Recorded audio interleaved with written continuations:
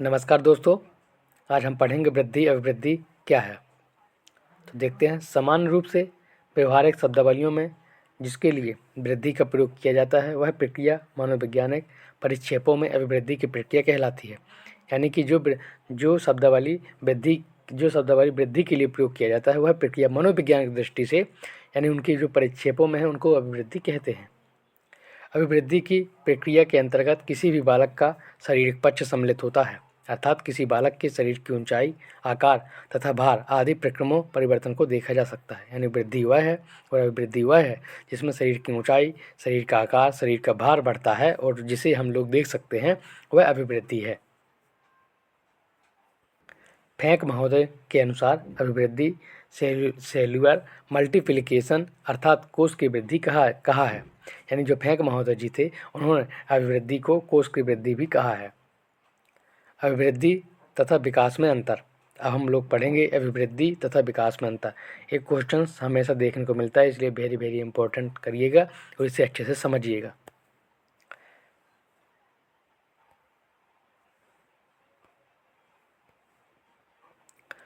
अभिवृद्धि की प्रक्रिया में शरीर पक्ष में लंबाई, चौड़ाई, भार इत्यादि सम्मिलित होते हैं। तो देख सकते हैं अभिवृद्धि में है शरीर होता है हमारा, उसकी लंबाई और चौड़ाई, भार इत्यादि सम्मिलित होते हैं। विकास बालक विकास की प्रक्रिया में विकास के अंतर्गत किसी बालक का संपूर्ण विकास सम्मिलित होता है। यानी विकास जो होता है वह बालक के प्रक्रिया के अंतर्गत यानी जो बालक के जन्म से लेकर मरण तक जो उसके अंतर विकास होते हैं वो सभी विकास बालक के संपूर्ण विकास में सम्मिलित होते हैं। इस विकास की प्रक्रिया के अंतर्गत शारीरिक, मानसिक, संवेगात्मक, सामाजिक आदि सभी विकास सम्मिलित होते हैं। यानी विकास के अंतर्गत शारीरिक और मानसिक और संवेगात्मक और जो सामाजिक विकास हैं वो सभी इस विकास के अंतर्गत सम्मिलित होते हैं। इसके अतिरिक्त अप्रत्यक्ष रूप से विकास की प्रक्रिया में नैतिक, चारित्रिक, भावात्मक विकास इत्यादि सम्मिलित होते हैं। यानी इसके अतिरिक्त अप्रत्यक्ष रूप से यानी जिन्हें देखा न जाए उसके रूप में विकास जो होता है नैतिक, चारित्रिक, भावात्मक यानी अंतरात्मा जो हम लोग सोचते हैं, जो हमारी सोच है, जो हमारा मानसिक विकास है वो इस विकास के अंतर्गत सम्मिलित रहते हैं। अभिवृद्धि की प्रक्रिया में सम्मिलित शारीरिक विकास तथा विकास की प्रक्रिया में सम्मिलित शारीरिक विकास में अंतर पाया जाता है। जो अभिवृद्धि की प्रक्रिया में जो विकास होता है शरीर का, उस विकास में और जो विकास की प्रक्रिया में शरीर का विकास होता है उन दोनों के विकास में बहुत अंतर पाया जाता है। अभिवृद्धि का शारीरिक विकास केवल वृद्धि तथा बढ़ना यानी क्षय यानी घटना को प्रदर्शित करता है, जबकि विकास का शारीरिक विकास वृद्धि तथा क्षय को प्रदर्शित करता है। अब हम पढ़ेंगे ग्रोथ यानी अभिवृद्धि और डेवलपमेंट यानी विकास, इन दोनों के बीच में अंतर पढ़ेंगे। अभिवृद्धि किसी बालक के केवल शारीरिक पक्षों से संबंधित है। जो अभिवृद्धि होती है वह बालक के केवल शारीरिक पक्ष यानी शरीर से के जो अंग होते हैं, जो शरीर का बढ़ना होता है उससे संबंधित यानी शरीर से संबंधित रहता है। जो विकास होता है, विकास की प्रक्रिया में शारीरिक, मानसिक, सामाजिक तथा सभी प्रकार के विकास होते हैं। यानी विकास जो होता है उसमें जन्म से लेकर मरण तक जो भी विकास होते हैं वह सभी विकास इसमें सम्मिलित होते हैं। अभिवृद्धि की जन्म से लेकर एक निश्चित समय तक चलती है, यह निरंतर प्रक्रिया है। अभिवृद्धि जो होती है वह एक जन्म से लेकर एक निश्चित सीमा तक, एक निश्चित लिमिट जो होती है वहाँ तक चलती है। यानी बच्चा एक अधिक सीमा तक ही लंबाई ग्रहण कर सकता है और यह निरंतर चलती है। इसमें यानी विकास में जन्म से लेकर जीवन पर्यंत चलने वाली प्रक्रिया है। यानी विकास जो होती है जब से व्यक्ति का जन्म होता है, बच्चे का जब से जन्म होता है गर्भावस्था से लेके जब तक वह मरता है तब तक उसके जीवन का विकास होता है।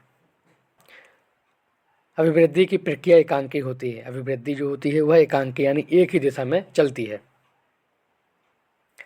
और जो विकास होता है, विकास की प्रक्रिया दृष्टिकोण सर्वांगीण होता है। जो विकास होता है वह दृष्टिकोण यानी हम अपनी आंखों से देख नहीं सकते हैं, वह विकास होता है। यह सर्वांगीण होता है यानी सभी अंगों में सम्मिलित होता है। अभिवृद्धि परिमाणात्मक रूप को परिवर्तित करती है। यानी अभिवृद्धि को हम लोग माप सकते हैं कि वह कितना लंबा हुआ है, उसका भार कितने किलोग्राम है, वह कितना उसकी कितनी उम्र हो गई है, ये सब हम अभिवृद्धि के अंतर्गत रखते हैं।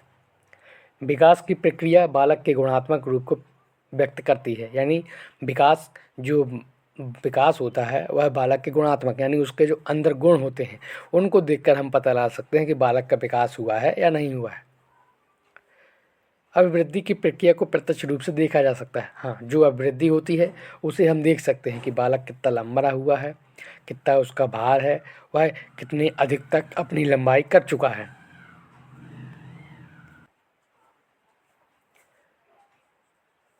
विकास की प्रक्रिया को प्रत्यक्ष रूप से देखा नहीं जा सकता है और ना ही इसे मापा जा सकता है।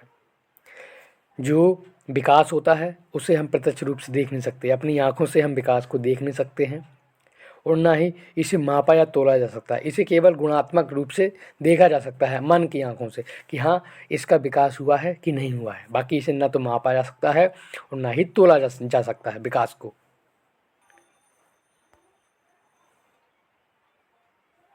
अभिवृद्धि की प्रक्रिया को मापा और तोला जा सकता है। जो अभिवृद्धि होती है उसे तोला भी जा सकता है, मापा भी जा सकता है। अभिवृद्धि का घटक जन्मजात होता है। जो अभिवृद्धि होती है वह जन्मजात होता है यानी उसको जन्म से बढ़ना ही बढ़ना है। जो उसका विकास है शरीर का वह अब जन्म से मतलब उसको बढ़ना ही बढ़ना है यानी उसका जो विकास वो अभिवृद्धि है वो तो चालू रहेगी ही रहेगी। विकास का घटक अर्जित होता है और जो विकास होता है वह उसको अर्जित करना पड़ता है यानी उसको ग्रहण करना पड़ता है। वो जन्मजात नहीं होता है, उसको हम लोग ग्रहण करते हैं अपनी योग्यता के द्वारा, अपनी अनुभव जो प्रक्रिया होती है, अपनी संगठन जो अपना ज्ञान होता है उसके द्वारा हम उसको अर्जित करते हैं। अभिवृद्धि की प्रक्रिया विकास के अंतर्गत सम्मिलित होती है। जो अभिवृद्धि होती है वह विकास में भी आती है। समझ रहे हो बात को? जो अभिवृद्धि होती है वह विकास में जाती है यानी विकास के अंतर्गत अभिवृद्धि भी पहुँचती है। और जो विकास होता है वह अभिवृद्धि के अंतर्गत नहीं आता क्योंकि विकास गुणात्मक होता है। विकास शरीर में भी होता है, शरीर के अंदर भी होता है और जो अभिवृद्धि होती है वह केवल शरीर में होती है, केवल शरीर में जो हम देख सकते हैं। अब हम लोग पढ़ेंगे बाल विकास की विभिन्न अवस्थाएं। तो देखते हैं, पहली अवस्था है जन्म से लेकर 6 वर्ष तक यानी शैशव अवस्था। पूर्व शैशव अवस्था जन्म से 2 वर्ष तक, मध्य शैशव अवस्था 2 से 4 वर्ष तक और उत्तर शैशव अवस्था जो है 4 से 6 वर्ष तक। दूसरा पढ़ेंगे बाल अवस्था यानी 6 से 12 वर्ष तक। तीसरा है वो इसी के अंतर्गत आता है पूर्व बाल अवस्था 6 से 8 वर्ष तक, मध्य बाल अवस्था 8 से 10 वर्ष तक और उत्तर बाल अवस्था 10 से 12 वर्ष तक। पढ़ेंगे हम लोग किशोर अवस्था यानी तीसरी जो अवस्था होती है वह किशोर अवस्था होती है। यह तूफान की अवस्था भी इसे बोला जाता है। आप याद रखिएगा, किशोर अवस्था को ही तूफान की अवस्था बोला जाता है। यह 12 से 18 वर्ष के अंतर्गत आती है और पूर्व किशोर अवस्था 12 से 14 वर्ष, मध्य किशोर अवस्था 14 से 16 वर्ष और उत्तर किशोर अवस्था 16 से 18 वर्ष। ये कुछ महत्वपूर्ण कथन हैं जिसे हम लोग पढ़ेंगे और इसे समझेंगे। तो ये कथन हमेशा एग्जाम में देखने को मिलते हैं।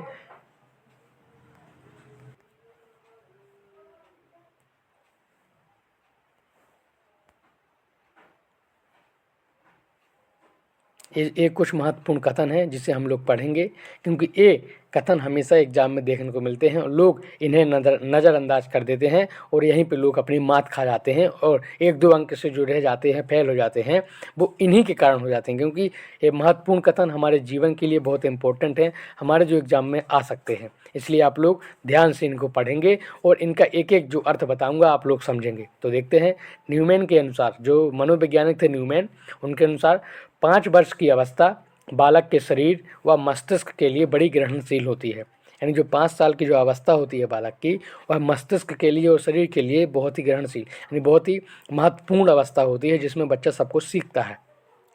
फ्रायड के अनुसार बालक को जो कुछ भी बनना होता है वह प्रथम 4 या 5 वर्षों में बन जाता है। यानी बालक जब छोटा होता है ना, यानी 4 से 5 वर्ष का, तो वह बालक अपने उस जीवन के अंतराल में बहुत कुछ सीखता है और अगर वह बालक उस 4 से 5 साल के वर्ष में अगर कुछ सीख नहीं पाया तो वह समझ जाओ कि वो कुछ नहीं बनेगा। और अगर उसे कुछ बनना है तो वह 4-5 सालों में अपने आप को प्रदर्शित कर देगा कि मैं हाँ इस लायक हूँ, मैं यह कर सकूँगा, यह मैं बनूँगा, यह मेरे अंदर नॉलेज है। यानी वह इसमें अपना प्रतिभाशाली होने का सबूत देता है, प्रूफ देता है कि हाँ मैं होशियार हूँ। रूसो के अनुसार बालक के हाथ पैर नेत्र प्रारंभिक शिक्षक होते हैं। जो रूसो मनोवैज्ञानिक थे उनके अनुसार बालक के जो हाथ पैर और नेत्र होते हैं वह प्रथम टीचर होते हैं, प्रथम शिक्षक होते हैं उनके बालक के।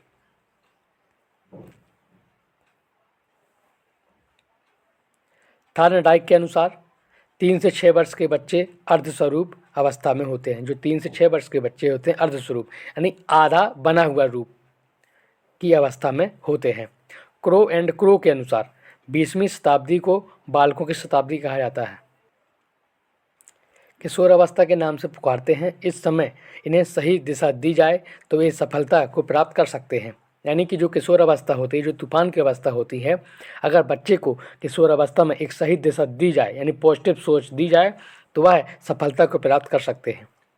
जर्सील्ड यानी जो एक मनोवैज्ञानिक थे, इनके अनुसार किशोर अवस्था बाल अवस्था से निकलकर आई परिपक्वता की अवस्था है।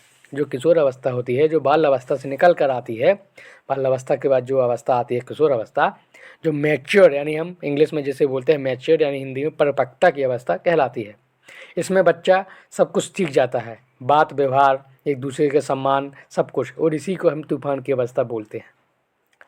क्रो एवं क्रो के अनुसार किशोर अवस्था वर्तमान की शक्ति और भविष्य की आशा को प्रस्तुत करती है। यानी जो किशोर अवस्था होती है वह वर्तमान की शक्ति यानी प्रेजेंट की पावर और भविष्य की आशा यानी भविष्य की जो उम्मीदें रहती हैं कि हमारा बच्चा ये बनेगा बड़ा होकर, हमारा बच्चा अभी इतना होशियार है तो आगे चलकर डॉक्टर बनेगा, इंजीनियर बनेगा, इसके लिए भविष्य की आशा जो उम्मीदें होती हैं उनको प्रस्तुत करती है। कौन अवस्था? किशोर अवस्था। कॉल सैनिक के अनुसार किशोर अवस्था के लोग प्रौढ़ों के अपने मार्ग में बाधा समझते हैं और वे उन्हें लक्ष्य की प्राप्ति से रोकते हैं। किशोर अवस्था के लोग, जो किशोर अवस्था में बच्चे जाते हैं, जो किशोर अवस्था में पहुंचते हैं, तो वह जो प्रौढ़ अवस्था के लोग होते हैं उनको अपने मार्ग का यानी अपने रास्ता का एक बाधा समझते हैं। वो सोचते हैं कि यार ये लोग मेरे जीवन में टांग अड़ा रहे हैं, मेरे जीवन में हस्तक्षेप कर रहे हैं। एक किशोर अवस्था में मानसिकता बन जाती है। हर व्यक्ति हो, कोई भी हो, अगर वह किशोर अवस्था में जाता है तो उसको 50 प्रकार की सोच आती हैं और वहीं पर वो बनता है और बिगड़ता है। रॉस मनोवैज्ञानिक के अनुसार किशोर अवस्था के लोग सेवा के आदर्शों की स्थापना एवं पोषण करते हैं। जो किशोर अवस्था के लोग होते हैं वह सेवा और आदर्शों की स्थापना एवं पोषण करते हैं, यानी इन सभी चीज़ों को ग्रहण करते हैं और सीखते हैं और समझते हैं। अन्य नाम है जो किशोर अवस्था के हम पढ़ेंगे, तूफान, तनाव, संघर्ष की अवस्था। मैंने कहा था ना, तूफान की अवस्था किशोर अवस्था को बोलते हैं, और तनाव भी इसमें देखने को मिलता है, और संघर्ष यानी जिसमें बच्चा अपने जीवन का संघर्ष करता है उसकी अवस्था भी किशोर की अवस्था कहलाती है। और किशोर अवस्था भयभीत अवस्था, भयभीत की अवस्था को भी किशोर अवस्था कहा जाता है। टीन यानी एज जो होती है यानी उम्र, उसमें जो बच्चा टीन, आप देखते होंगे गूगल क्रोम में सर्च करिएगा टीन, उसमें आपको दिखाई देगा। तो ये टीन की अवस्था भी किशोर अवस्था कहलाती है। कल्पना के जन्म का दिन, यानी कल्पना यानी जो बच्चा सोचता है मन में, उसका दिन भी किशोर अवस्था कहलाता है। कामुकता के जागरण की अवस्था, इसमें बच्चा 50 प्रकार की बातें सोचता है, 50 प्रकार की वीडियो देखता है, 50 प्रकार गंदे विचार लाता है। इस अवस्था में बच्चे ये सब हमेशा करते दिखाई देते हैं। बच्चे कामुकता के जागरण की अवस्था में बच्चे गंदी चीज़ें देखते हैं, गंदी चीज़ों के प्रति आकर्षण होते हैं। ये सब किशोर अवस्था में देखने को मिलता है। क्रांतिक अवस्था, क्रांतिक अवस्था, इसमें बच्चा क्रांति करता है, लड़ाई झगड़े करता है, दूसरे के प्रति संगठित रहता है कि मैं तुम्हारा साथ दूंगा, तुम लड़ो मैं हूँ, तो एक क्रांतिक अवस्था के अंतर्गत आता है। उलझन अटपटी अवस्था, यह किशोर अवस्था है। उलझन और अटपटी की अवस्था को भी किशोर अवस्था कहा जाता है। किशोर अवस्था को बसंत ऋतु की अवस्था भी कहा जाता है। किशोर अवस्था को सुनहरी अवस्था भी कहा जाता है। किशोर अवस्था को दुखदायी अवस्था स्टैन हॉल द्वारा कहा गया था। यानी बच्चे किशोर अवस्था में दुखी भी होते हैं, और किशोर अवस्था को समस्या का अवस्था भी कहा जाता है। ये भी हरलोक, श्रीमती हरलोक ने कहा था कि किशोर अवस्था समस्या की अवस्था भी है।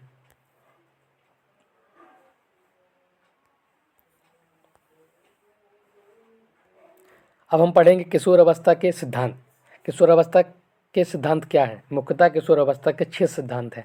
पहला, आकस्मिक विकास सिद्धांत। दूसरा, क्रमिक विकास सिद्धांत।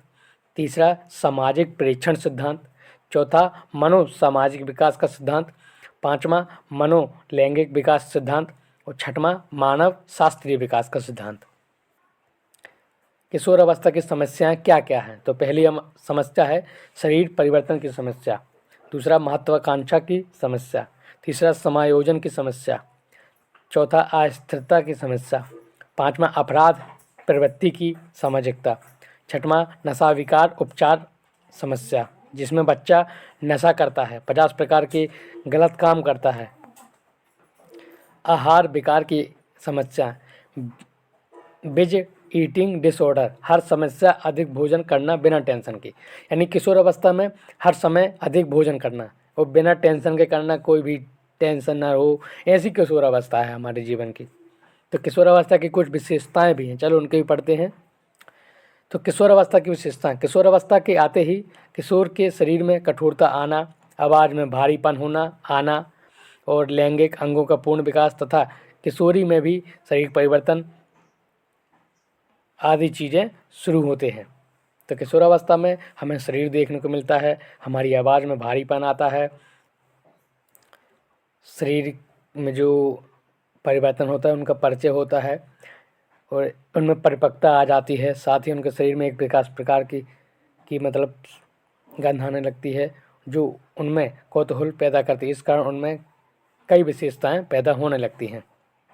देखते हैं, विशेषताएं पैदा होने लगती हैं। शरीर व मानसिक विकास अधिकतम हो जाता है।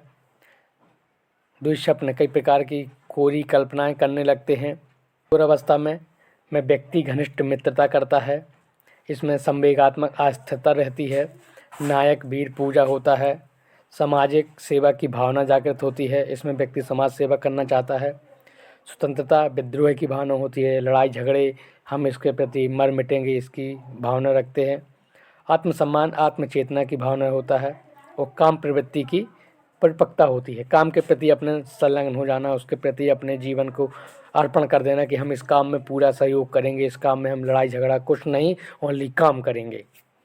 चलते हैं नीचे की ओर, देखते हैं। ईश्वर और धर्म में विश्वास, भगवान और इसमें आस्था में अपना किशोर अवस्था में आस्था देखने को मिलती है। आर्थिक सुरक्षा व दिखावटीपन की भावना, आर्थिक सुरक्षा और दिखावटीपन यानी हम ऐसा करते हैं इसकी भावना देखने को मिलती है। विषम लिंगी की ओर आकर्षण, एक दूसरे के प्रति आकर्षण होते हैं। नैतिक विकास होता है, विरोध भाव उत्पन्न होने लगता है। शिक्षा देना, निर्देशन व परामर्श निरंतर देना चाहिए। अभिप्रेरणा सकारात्मक रूप से देना चाहिए। व्यक्तिगत उदाहरण देना चाहिए। शारीरिक व मानसिक विकास कराना चाहिए और संवेगात्मक विकास कराना। व्यावसायिक शिक्षा का निर्देशन,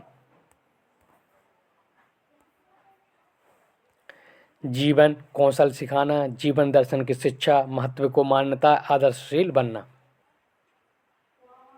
अब हम पढ़ेंगे बाल विकास के विभिन्न आयाम। मानसिक विकास, बाल विकास की प्रक्रिया में समान रूप से जिसे हम बौद्धिक विकास कहते हैं, मनोवैज्ञानिक परिक्षेत्रों में मानसिक विकास होता है। तो जिसे हम सामान्य रूप से बौद्धिक विकास कहते हैं वह मनोविज्ञान यानी मनोविज्ञान की परिक्षेत्रों में उसको हम मानसिक विकास कहते हैं। किसी बालिकाओं में प्रारंभिक समय में मानसिक शक्तियों का हृदय होता है, तत्पश्चात मानसिक शक्ति या पुष्टि होती है, धीरे धीरे करके वह अपने चरण तक पहुंच जाता है। आज के लिए बस इतना ही, मिलते हैं नेक्स्ट वीडियो में, तब तक के लिए धन्यवाद।